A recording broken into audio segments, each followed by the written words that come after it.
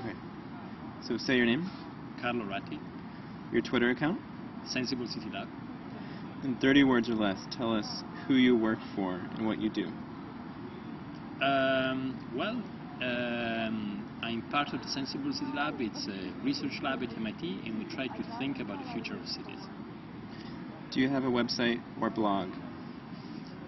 senseable.mit.edu. Website you can't live without. I would be tempted to say The Guardian, but it's actually The Guardian and the Financial Times. Your internet hero. Nicholas Negroponte. Without him, the internet wouldn't be what it is. So, questions. How is SENSEable City Lab helping us to better understand the urban condition? How can inner city living be better made? Well, cities are really a big challenge today. Cities are 2% of the Earth's crust, but they're actually 50% of the world's population, 75% of energy consumption, 80% of CO2 emissions. If we fix cities, we can actually fix the planet. And there's something very interesting happening today that thanks to technology, all of the technology that changed our life over the past, say, 20 years, well, all of this technology is now becoming network, distributed, very small. It's what people call smart dust. And then it's allowing us to change our cities. Our cities are becoming kind of computers in open air, and then they can work in a much more efficient way. And this is what we look at the SENSEable City Lab. The internet is creating a mine of data regarding people's behaviors and habits. How can this be used for good rather than simply using for advertisers and commerce?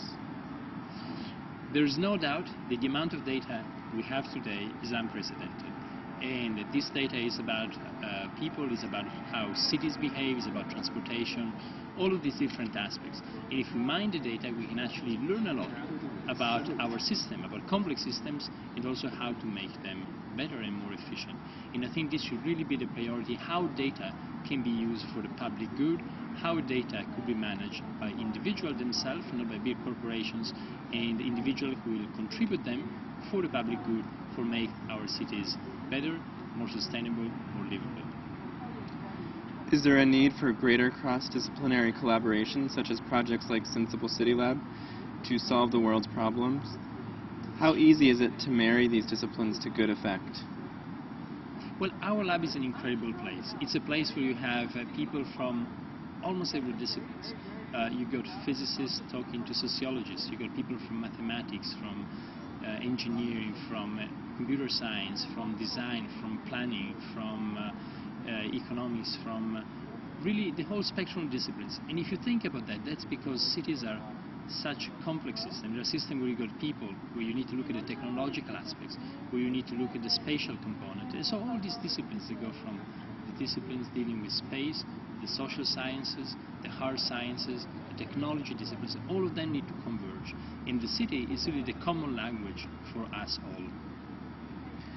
How much credit can the internet, social media, and new technology take for the re-engagement of the world's youth in politics and protest?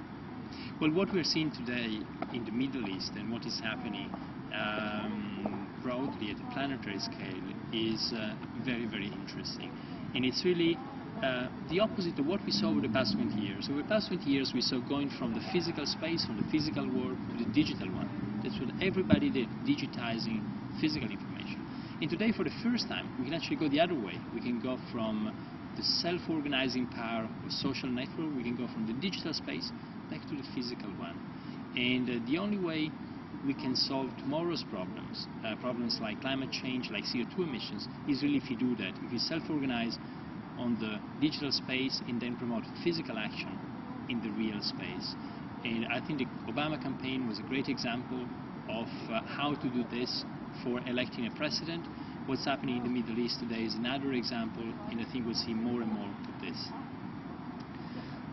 What can we do to close the divide between those with and without the internet? Well, the digital divide is a very important thing. It's something we need to look at very seriously. Now, the good news is all what we're seeing in terms of leapfrogging. Countries and continents like Africa actually embracing mobile technologies and jumping ahead of developing countries. And so really this is what we need to do, is increase and promote this leapfrogging in order to promote a more equitable